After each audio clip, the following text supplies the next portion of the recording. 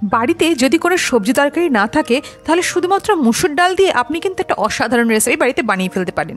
তো আজকে আমি সেই মুসুর ডাল দিয়ে এমন একটা রেসিপি আপনাদের সাথে শেয়ার করব যেটা আমিষ থেকে নিরামিষ যে কোনো রান্নাকে টক্কর দিতে একাই 100। তো আর দেরি না করে চলুন আমার এসডি অফিসিয়াল বেঙ্গলি ব্লগে আপনাদের সবার সাথে মুসুর ডাল দিয়ে ধোকার ডালনার রেসিপি আপনাদের সাথে শেয়ার করি। এই ধোকার ডালনার রেসিপিটা কিন্তু অন্য ধোকার ডালনা থেকে একেবারেই আলাদা। আমি এখানে মুসুর ডাল নিয়েছি 100 গ্রাম মতো, আর তার মধ্যে 1 মুঠ মতো আমি ছোলার ডাল দিয়ে প্রায় 2 থেকে আড়াই ঘন্টা মতো ডালগুলোকে ভিজিয়ে রেখে দিয়েছি। মুসুর ডাল এবং ছোলার ডালটাকে ভালো করে প্রথমে ধুয়ে নিয়ে তারপর কিন্তু পরিষ্কার জলে সেটাকে ভিজিয়ে রাখবেন। এরপর আমি এর গ্রেভি তৈরি করার জন্য একটু আলু নিচ্ছি। তরকারি রান্না করবো আর আলু দেবো না তা তো কখনো হয় না, বাঙালি মানুষ যেহেতু সেই জন্য একটু তরকারিতে 2-1 কুচো আলু না দিলে পোষায় না। তো আমি এখানে 2টো আলু 4 ভাগ করে নিচ্ছি, মানে একটা আলুর 8 টুকরো হবে এরকমভাবে ডুমো ডুমো করে কেটে নিচ্ছি। অন্যদিকে মশলা তৈরি করার জন্য আমি এখানে 2খানা ছোটো সাইজের টমেটো, 1 ইঞ্চি মতো আদা আর 4টে মতো কাঁচা লঙ্কা বা তার থেকে বেশি আপনার স্বাদ অনুসারে আপনি কাঁচা লঙ্কা নিয়ে একটা সুন্দর ফাইন পেস্ট তৈরি করে নেবেন। তারপর কড়াইয়ের মধ্যে আমি এখানে সর্ষের তেল দিয়ে দিচ্ছি প্রায় 3 থেকে 4 চা চামচের মতো। এরপর ওই কড়াইয়ের ওই তেলটা গরম হয়ে গেলে তার মধ্যে আলুগুলোকে ভালো করে ভেজে নিচ্ছি। আলু তাড়াতাড়ি করে ভেজে কি করে নেব সেটার একটা যদি টিপস জানতে চান তাহলে আলুর মধ্যে সামান্য একটু নুন ছিটিয়ে দেবেন ভাজার সময়, তারপর সেটাকে ঢাকনা দিয়ে ঢেকে রেখে দেবেন। দেখবেন আলু যেভাবে ভাজা হয় তার থেকে অনেক আগে ভাজা হয়ে যাচ্ছে এবং খুব তাড়াতাড়ি ভাজা হয়ে যাচ্ছে, খুব তাড়াতাড়ি সফটও হয়ে যাবে। তো আমার এখানে আলু মোটামুটি ভাজা হয়ে এসছে। খুব বেশি লাল লাল করে তো আমি আলু ভাজা করব না, একটু হালকা ভাজা করলেই যথেষ্ট। এবার আমি চলে আসি ধোকাটা বানানোর প্রসেসে। তো ধোকা বানানোর জন্য আমার দেখুন ডাল এখানে প্রায় 2.5 ঘন্টা মতো ভেজানো হয়ে গেছে। যে পরিমাণে ডাল ফুলে উঠেছে সেটা একবারে সমস্তটা পেস্ট করে ওটা সম্ভবপর নয়, তাই জন্য আমি দুভাগে এটাকে বেটে নেব। শুধুমাত্র এটাকে ডালটা বাটলেই হবে না, এখানে আমি কিছু মশলাও অ্যাড করছি। যেমন 2 ইঞ্চি মতো আদা আমি 1 ইঞ্চি করে 2 ভাগে ভাগ করে নিলাম, আর 3টে করে কাঁচা লঙ্কা আমি 2 ভাগে নিয়ে নিয়েছি। যেহেতু 2 ভাগে আমি ভাগ করে বাটবো সেজন্য সমস্ত মশলাই সমান সমান করে দিয়েছি। তো একে একে আমার এখানে ডাল বাটাটা হয়ে গেছে, কিন্তু ডাল বাটার সময় একটা জিনিস খেয়াল রাখবেন, এর মধ্যে কিন্তু একটু জল মিশিয়ে বাটবেন, একদম শুকনো শুকনো বাটলে কিন্তু হবে না। আর ডালটা কিন্তু একদম মিহি পেস্ট করলেও চলবে না, একটু যেন দানা দানা থাকে। দেখুন ঠিক এরকম একটু দানা দানা থাকবে, সেরকমভাবেই কিন্তু ডালটাকে পেস্ট করতে হবে। ডাল বাটতে মোটে একটুখানি ঘোরালেই দেখবেন ডালটা এরকম মিহি পেস্ট হয়ে যাচ্ছে বা একটু দানা দানা মতো পেস্ট হয়ে যাচ্ছে। তো এবার ডালের মধ্যে 1/2 চামচ মতো নুন, একটু হলুদ গুঁড়ো আর একটু চিনি, মানে এখানে কিন্তু নুন চিনিটা একটু টেস্ট করে নেবেন যাতে একদম ফ্যাকাশে না থাকে ডালটা। এই সমস্ত কিছুকে ডালের সাথে মিশিয়ে ভালো করে একটু ফেটিয়ে নিতে হবে প্রায় 1 মিনিট মতো। এরপরে কড়াইয়ের মধ্যে 2-3 থেকে টেবিল চামচ মতো সর্ষের তেল দিয়ে তার মধ্যে 1 চামচ সাদা জিরে আর 1/2 চামচ মতো হিং ফোড়ন দেব। তারপর তার মধ্যে যে ডালটা বেটে রেখেছিলাম সেটাকে এর মধ্যে দিয়ে দেবো, দিয়ে ভালো করে এটাকে নাড়তে হবে ততক্ষণ পর্যন্ত যতক্ষণ না এটা একদম আটার মতো একটা মণ্ড হয়ে যায়, বা আটা মাখি যেরকম একটা মণ্ড হয়ে যায় সেরকম যতক্ষণ না মণ্ড হচ্ছে ততক্ষণ এটাকে নাড়তে হবে। চিন্তা নেই, এই প্রসেসটা করতে কিন্তু বেশিক্ষণ সময় লাগে না, ঠিক 3 থেকে 4 মিনিট মতো সময়ের মধ্যেই কিন্তু এই ডালটা টোটালি ওই রকম মণ্ড হয়ে আসে। একটা জিনিস খেয়াল রাখবেন, ডালটা যখন আপনি বাটছেন তখন কিন্তু জল খুব বেশি দিয়ে দেবেন না, আবার একেবারে কম দিলেও চলবে না। বেশি দিয়ে দিলে কি হবে, এই রকমভাবে ডালটাকে শুকোতে একটু সময় বেশি লাগবে।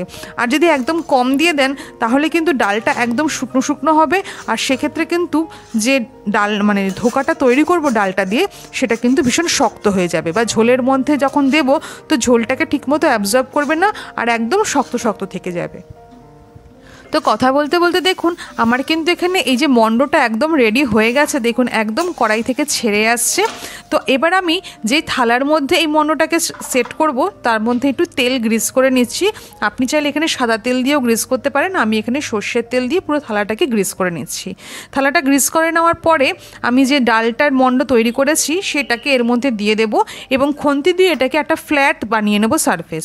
তারপর যখন এটা একটু হাত দিয়ে দেখবো যে যখন এটা একটু তাপটা সহ্য করার মতো হয়েছে তখন হাত দিয়ে এটাকে ভালো করে চেপে চেপে একটা শেপ দিয়ে নিতে হবে যাতে সব জায়গায় ইভেন থাকে, কোনো জায়গায় বেশি মোটা কোনো জায়গায় যেন বেশি পাতলা না থাকে।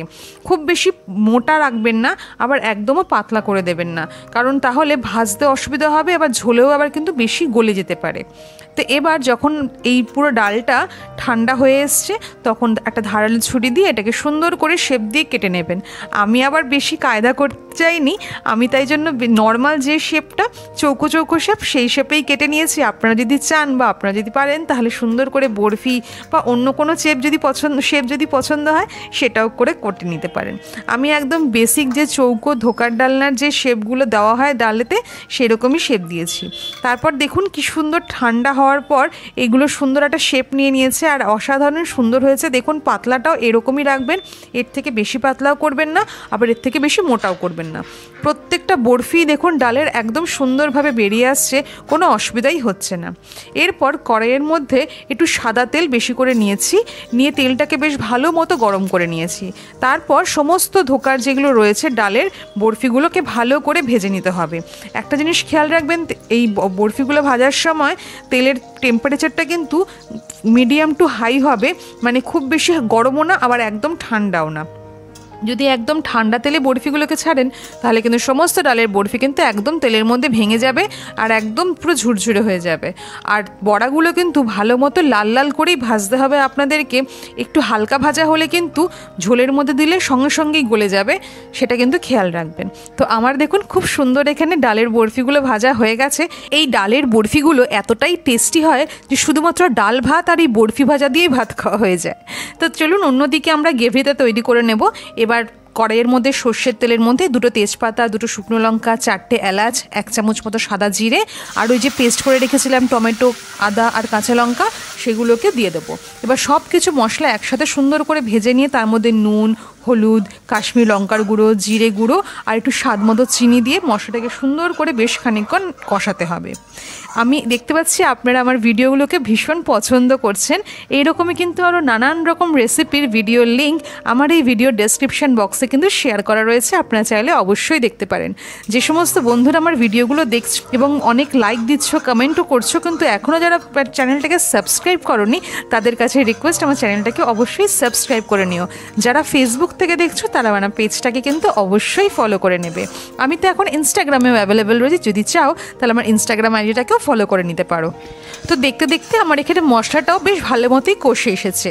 তো এবার আমি একটু কিছুক্ষণ নাড়াচাড়া করার পরে যে আলুগুলোকে ভেজে রেখেছিলাম সেগুলোকে এর মধ্যে দিয়ে দেবো এবং আলুর সাথে এই মশলাটাকে কিছুক্ষণ মতো একটু কষিয়ে নেব। যখন আলু এবং মশলা সব দুটোই একসাথে যখন মেখে যাবে বা মাখা মাখা হয়ে আসবে তখন এর মধ্যে আন্দাজ করে 2 বাটি মতো জল দিয়ে দেব। জল দেওয়ার সময় একটা জিনিস কিন্তু খুব ভালো মতো খেয়াল রাখতে হবে, জলের পরিমাণটা কিন্তু এখানে একটু বেশি রাখতে হবে, কারণ জলটা যখন আমরা জলের মধ্যে বা ঝোলের মধ্যে যখন ডালের ওই বরফি ভাজাগুলো পড়বে বা ধোকাগুলো যখন পড়বে ওগুলো কিন্তু সম্পূর্ণ জলগুলোকে অ্যাবজর্ব করে নেয় বা চুষে নেয়। তো সেক্ষেত্রে কিন্তু ঝোলটা একদম গাঢ় বা শুকনো হয়ে যায়। তো সেক্ষেত্রে জলটা কিন্তু এখানে একটু বেশি দেবেন, কিন্তু শুধু জল বেশি দিলে হবে না, এর মধ্যে কিন্তু নুন, মিষ্টি এবং মশলাগুলো যেন সঠিক পরিমাণে থাকে সেটা খেয়াল রাখবেন, না হলে কিন্তু পুরো পানসা পানসা লাগবে ঝোলগুলো। তো আমি এটাকে ঢেকে রেখেছিলাম প্রায় 2 থেকে 3 মিনিট মতো।